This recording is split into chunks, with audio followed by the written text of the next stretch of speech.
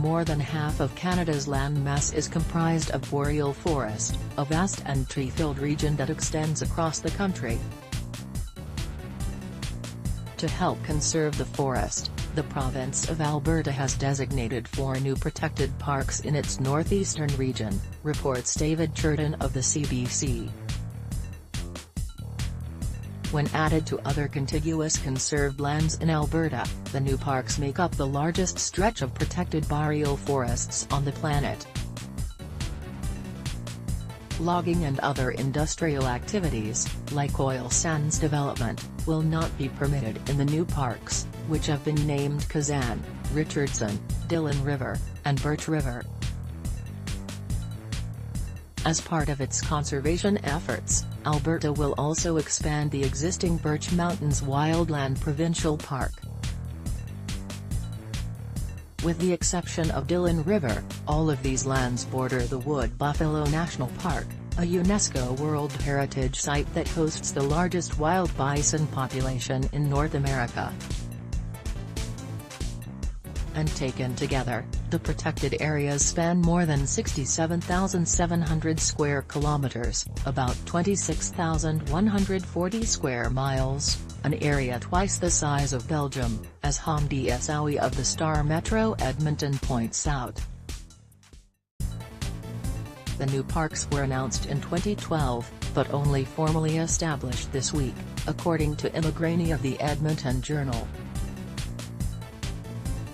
The plan was finally put into action thanks to a unique collaboration between conservationists, Indigenous communities, government groups and one of the largest producers of crude oil from Canada's oil sands.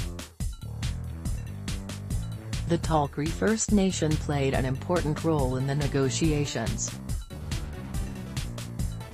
The group's tribal government agreed to relinquish a timber quota in the area, which was purchased by the Nature Conservancy of Canada, NCC, for $2.8 million. The majority of the funding, according to an NCC press release, was provided by the oil company Syncrude Canada, which hopes the creation of new protected land will offset some of the disturbances caused by its industrial activity.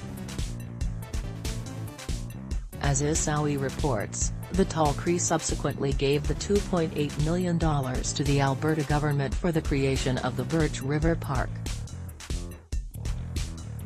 I believe there should be a balance between developing economic opportunities and protecting our land, so that it is not depleted of all the resources that it gives, allowing us to live our traditional lives of hunting, fishing, trapping and harvesting medicine, Chief Rupert Manine of the Tall Cree tribal government said at a press conference this week, according to Essaoui. The Alberta government is planning to establish an Indigenous Guardian program, which will appoint First Nations and Métis people to maintain the new parks and offer education to visitors. Canada's boreal forest is vital to the health of the planet. These lush lands provide us with clean air and water.